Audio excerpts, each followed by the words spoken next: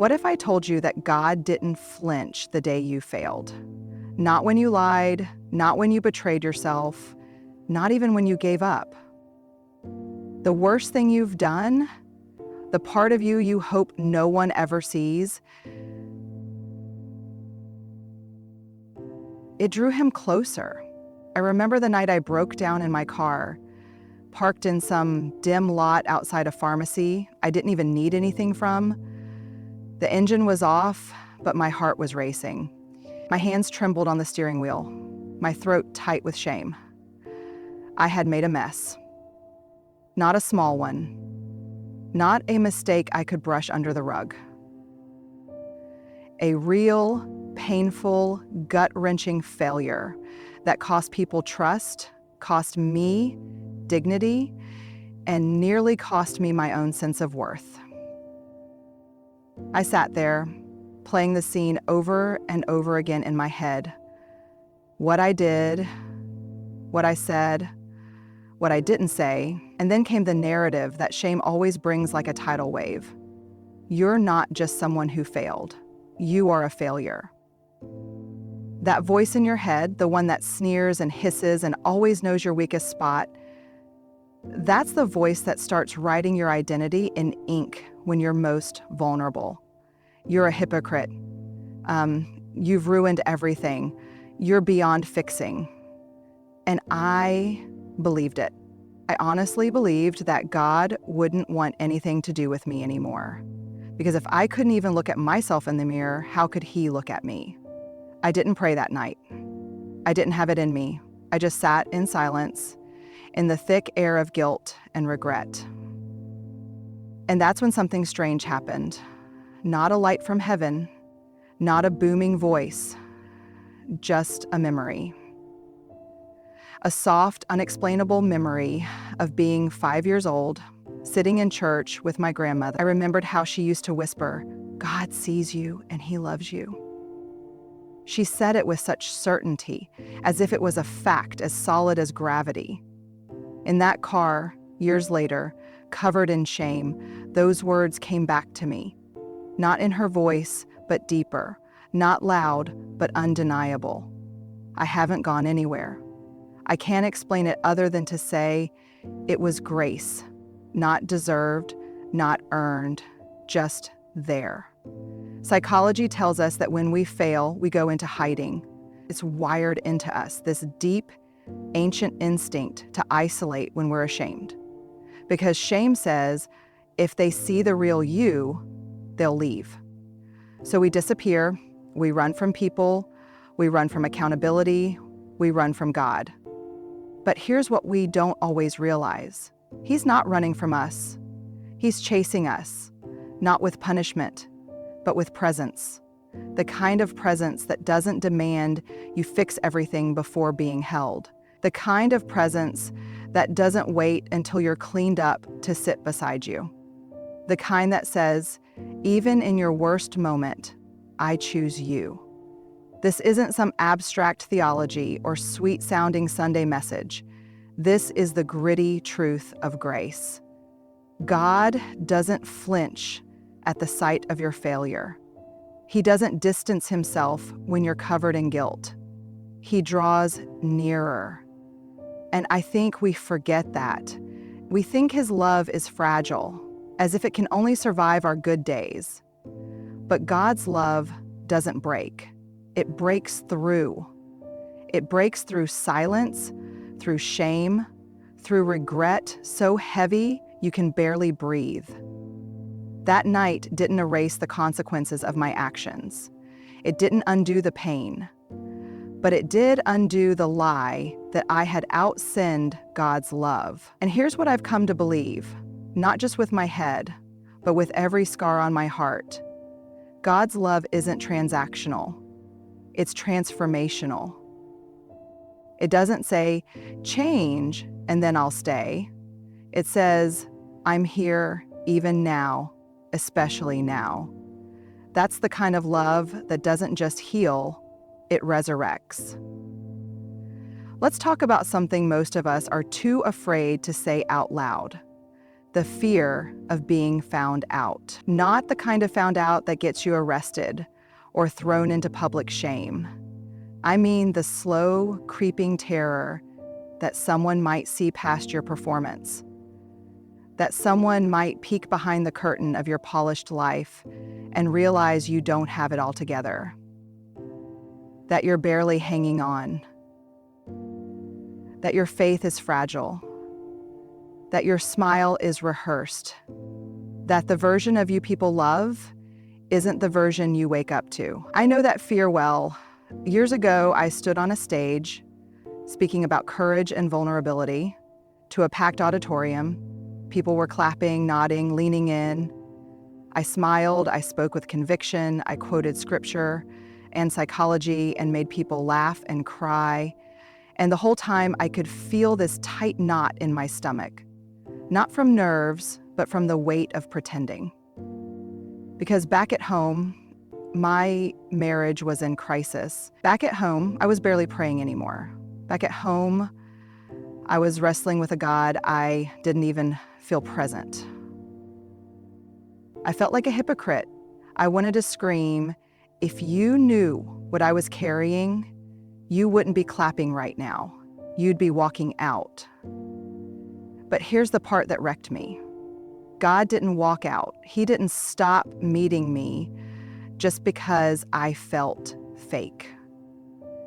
He didn't say, get your house in order before you dare speak my name. He kept showing up, not in the spotlight, but in the quiet.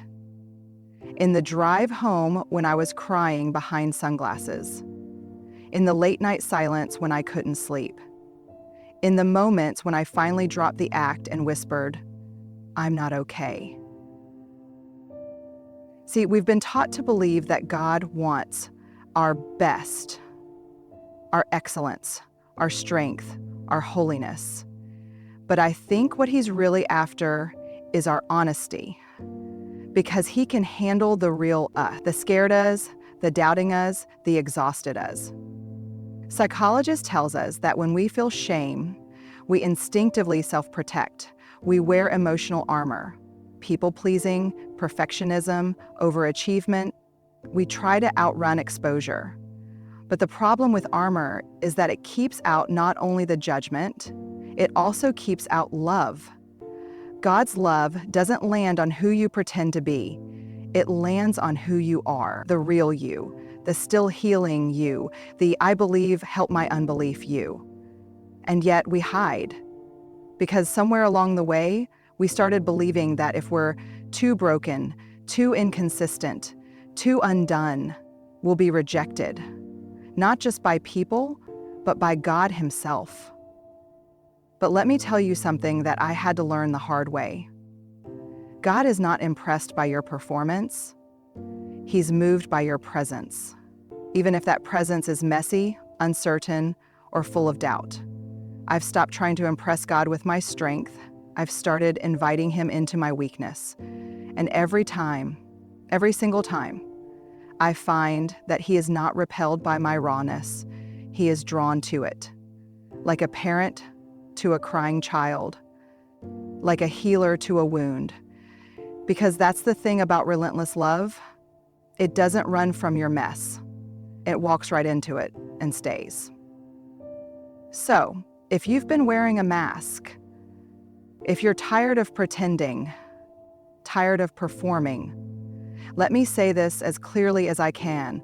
God doesn't bless the image you pretend to be. He blesses the you he already knows. You don't need to be picture perfect to be deeply loved. You just need to be real. Someone I trusted deeply once betrayed me, not with a dramatic explosion, but with a quiet kind of abandonment, the kind that stings more because it's silent. They didn't throw stones. They just disappeared when I needed them most. They knew the depth of my pain. They saw the unraveling happen in real time, and they still turned away. And I remember thinking, if someone who knew my heart, the real me, could leave so easily, then why would God stay? That's what betrayal does.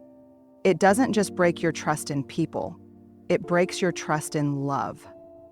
It rewrites the rules.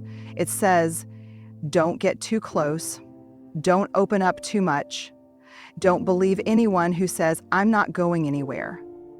Because now you know they can, and they might. So you build walls, not because you want to be alone, but because you're terrified of being abandoned again. I carried that fear for years, quietly. I still showed up, still served, still smiled. But under the surface, my heart was always bracing for disappointment. I started projecting human unreliability onto divine faithfulness. I started treating God like everyone else, assuming he was just a more powerful version of the people who had let me down. I thought if I messed up one too many times, if I didn't pray hard enough or believe deeply enough, God would grow weary of me too. I kept waiting for the other shoe to drop, for the moment when grace would run out. But it didn't. In fact, it was in my most betrayed, most bitter, most closed off season that I encountered the most loyal love I've ever known. Not through lightning bolts, not through dramatic deliverance, but through presence. Gentle, unyielding presence, through a still, quiet sense that even in my lowest, most disillusioned moments, God stayed. Where others withdrew, he drew near. Where others weaponized silence, he met me in it. Where others made me feel like too much, he reminded me that I was never not enough for him. There's a verse that says God is close to the brokenhearted. Not just aware, not just sympathetic, close.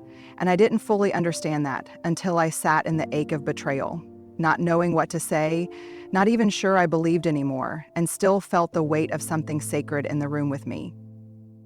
Psychologically, betrayal trauma hits deeper than almost any other. It distorts our sense of safety, attachment, and belonging.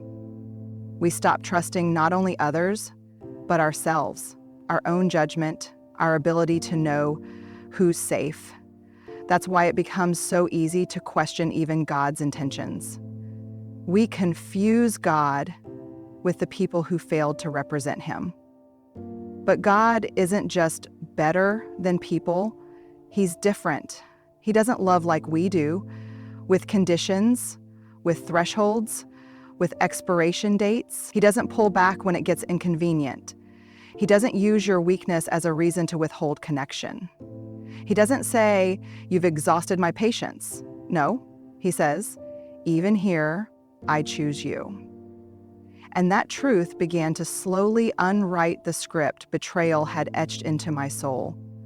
I started realizing that every human wound had a deeper counterstory in the character of God. Where people failed me, he was faithful. Where people stayed silent, he spoke gently. Where people left, he remained. I no longer believe that God's love operates like ours does, because mine is fragile, fearful, self-protective. But his love is relentless, resolute, redemptive. And here's what I want you to hear if you've been betrayed. Human failure may build walls, but God's love breaks through every single one. Not because we deserve it, but because he is love. And I will put this in parts because I think the people that I believe were betrayed have human failure, maybe self-hurting, not because we deserve it, but because he is love.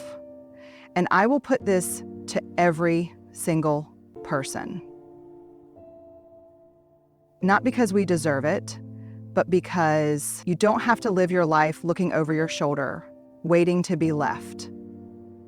God has already made his position clear. He's not going anywhere.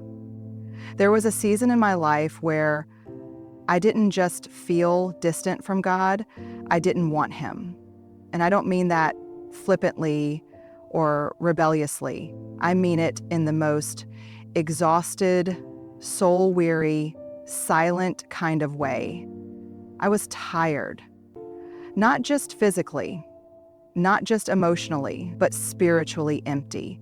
I had poured out and poured out for people, for ministry, for my family, and somewhere along the way, I stopped pouring into myself. My prayers became mechanical, my worship felt forced. My faith, once vibrant and alive, felt like something I was borrowing from someone else. And here's the hard part to admit. I didn't walk away because I stopped believing in God. I walked away because I couldn't feel Him anymore. And when your soul is dry and the heavens feel silent, it's easy to start wondering, was this ever real? I still went through the motions. I still showed up to the meetings, said the right things, raised my hands when the music swelled. But inside, I was slipping away, quietly. I thought about walking away from it all, from church, from leadership, from the pressure to be okay, and yes, even from God. Because when your heart breaks quietly, you don't always scream. Sometimes you just shut down. And in that silent unraveling, I expected God to walk away too. After all, who wants a half-hearted follower?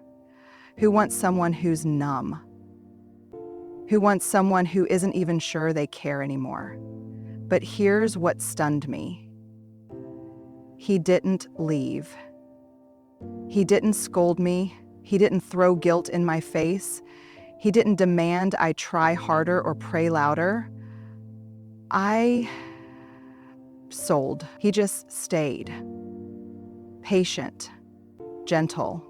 Psychology tells us that burnout and spiritual fatigue are real, especially for those of us who feel responsible for others.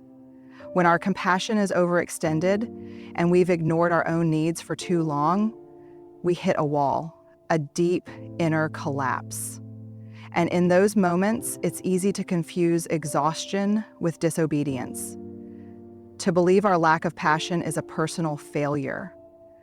But God doesn't punish the weary. He tends to them. He doesn't say, come back when your fire is rekindled. He says, I'll sit with you in the ashes until you're ready to rise. The story of Elijah comes to mind, the prophet who called down the fire from heaven, and then a few verses later was hiding under a tree, begging to die. And what did God do? He didn't lecture him. He didn't rebuke him. He gave him rest. He gave him food. He gave him silence. God doesn't shame our tiredness. He understands it. Because love isn't proved by how loudly we worship. It's revealed in how gently we're held when we can't. And I think someone needs to hear this today. Your faith doesn't have to be on fire for God to stay close. He walks with you through doubt just as faithfully as He walks with you through devotion. He is not just the God of the mountaintop, He's the God who sits with you in the cave and doesn't rush you out of it. That season of silence changed my view of Him forever, not because He answered all my questions, but because He didn't abandon me while I asked them. And in that sacred, quiet, slow healing, I found Him again. Or maybe, for the first time, I finally let Him find me. I wasn't looking for redemption. Honestly, I was just trying to survive. I didn't wake up one day with this bold prayer on my lips or this strong conviction in my spirit. I was still limping, still unsure, still carrying the shame of my past like a weight I thought I'd have to drag for the rest of my life. I had resigned myself to a quieter life, a smaller one. Not externally, necessarily, but internally. I stopped dreaming. I figured if I just stayed low, stayed hidden, stayed out of the way, I wouldn't risk messing up again. I told myself I can still be useful in some small background kind of way, but God won't use me for anything big, not after what I've done. And I was okay with that. Well, I told myself I was. Then one day I was sitting across from someone younger, a little nervous, tears brimming in their eyes, and they said, "I don't think I can come back from this. I've done too much." And without even thinking, I started speaking from a place I hadn't visited in a long time. Not from notes, not from theology, but from the ashes of my own failure, from the nights I couldn't sleep, from the prayers I couldn't say, from the grace I didn't ask for but still received. I told them the truth, the whole, vulnerable, messy truth about how I failed, about how I almost walked away, about how I thought I'd never be trusted again by people or by God. And when I finished, they looked at me, wide-eyed and trembling, and whispered, "Me too." That moment broke something open in me, because for the first time, my past wasn't just a story of shame, it was a story of mercy. My failure, the very thing I thought disqualified me, became the bridge someone else could walk across to find hope. I sat in my car after they left, stunned, not by what I had said, but by what God had done. He had taken the ugliest, most painful chapter of my life and turned it into a page of someone else's healing. I didn't manufacture that moment. I didn't prepare for it. It was a pure, unscripted moment of redemption. And it made me realize something I'll never forget. God doesn't just forgive our brokenness, He uses it. He doesn't just cover the past with grace, He weaves it into His purpose. Psychology calls this post-traumatic growth, when people don't just recover from pain, but emerge from it with deeper empathy, renewed clarity, and a stronger sense of purpose. But the beauty of God's heart is that He takes it even further. He says, the part of your life you want to erase, that's where I'll do my greatest work. And suddenly, all the nights I cried into the silence, all the days I questioned my worth, all the parts of my story I wanted to hide, they became sacred, not because the pain was good, but because God refused to waste it. That's what Relentless Love does. It doesn't just patch you up. It sends you back into the world, carrying healing in the very place you once carried shame. I look at my life now, and I see threads of redemption I never asked for.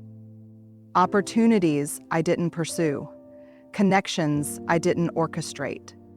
Stories I get to speak into, not in spite of my past, but because of it. So if you feel like your story is too broken, too ruined, too far gone, hear me. What disqualifies you in your own eyes may be the very thing God uses to qualify you for someone else's breakthrough. You don't need to be perfect to be powerful. You don't need to be clean to be called. You don't need to be whole to be holy. You just need to be willing, to be honest, to be present. God will take care of the rest. So maybe you've failed. Maybe you've lied, run, doubted, disconnected. Maybe you've said, "God, I'm too far gone." But hear me. God's love isn't just a second chance. It's 1,000 chances. It's morning after morning of mercies you didn't earn. It's the quiet pursuit of your heart, even on the days you don't want to be pursued. You are not too broken. You are not too far gone. You are not beyond His reach. Because Relentless Love doesn't wait at the door. It breaks it down. And in the face of human failure, God is still faithful. Always has been, always will be.